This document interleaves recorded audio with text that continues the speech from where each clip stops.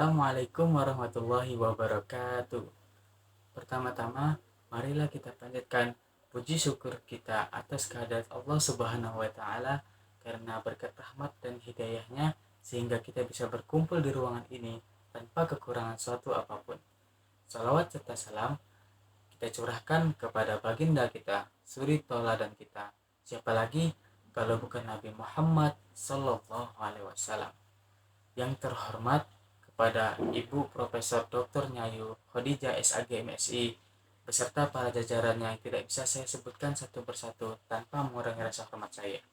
Dan yang terhormat kepada Bapak, Ibu, Guru, Dosen UIN Raden Fatah Palembang yang sama-sama kita harapkan barokah dari ilmunya.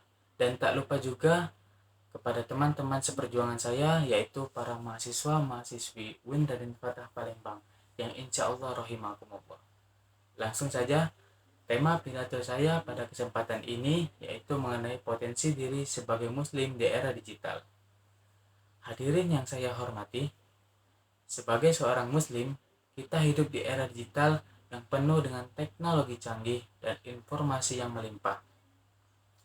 Dalam dunia yang semakin terkoneksi ini, sangat penting bagi kita untuk mengenal potensi diri sebagai muslim, sebagaimana kita dapat memanfaatkan keberadaan kita di era digital ini untuk menjadi individu yang lebih baik. Dan bagaimana kita dapat tetap berpegang teguh pada nilai-nilai agama kita. Mengenai potensi diri sebagai muslim di era digital, tidak hanya sekedar memahami kekuatan teknologi saja, tetapi juga memahami bagaimana teknologi ini dapat digunakan untuk meningkatkan kualitas hidup kita sebagai muslim. Mari kita bahas beberapa hal penting yang dalam konteks ini. Yang pertama, menjaga identitas Islam dalam tren digital. Di era digital, kita sering terpapar pada tren dan budaya pop yang seringkali tidak sejalan dengan agama nilai kita. Penting bagi kita untuk menjaga identitas Islam di dunia maya. Kita dapat menyebarkan pesan-pesan positif tentang Islam, berbagi pengetahuan tentang ajaran agama kita, dan mempromosikan kesopanan serta moralitas yang diajarkan Islam. 2. Pendidikan dan pengetahuan. Teknologi digital memberikan akses yang tak terbatas pada pengetahuan. Kita bisa memanfaatkannya untuk mendalami agama kita, memahami Al-Quran dan hadis, serta memperdalam pemahaman tentang ajaran Islam. Dengan mengenai potensi diri, kita sebagai seorang muslim yang berpengetahuan, kita dapat memberikan kontribusi yang lebih banyak dalam memahami dan menjelaskan ajaran agama kita kepada orang lain. Yang ketiga, kebaikan sosial di era digital. Media sosial adalah bagian integral dari era digital. Dengan menggunakannya secara bijak, kita bisa menyebarkan kebaikan dan inspirasi kepada orang lain.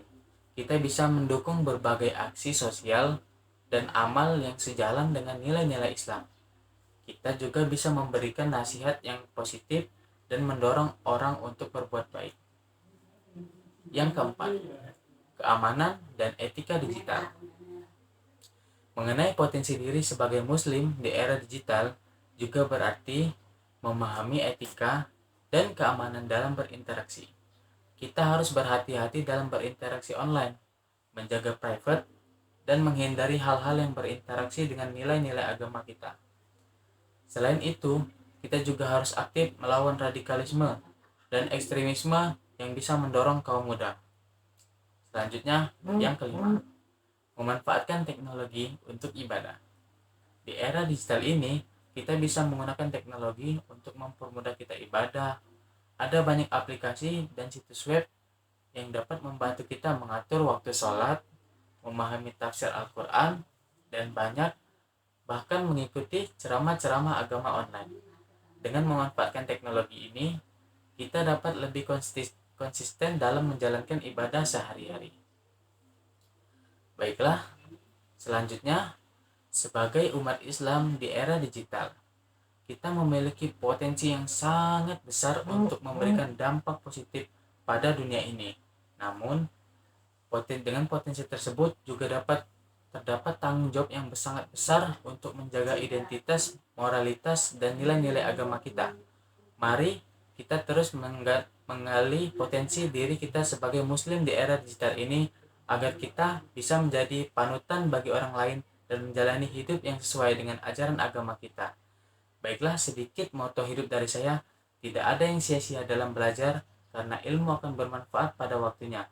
Dan jangan takut untuk gagal karena gagal yang sebenarnya adalah ketika kamu berhenti untuk mencoba.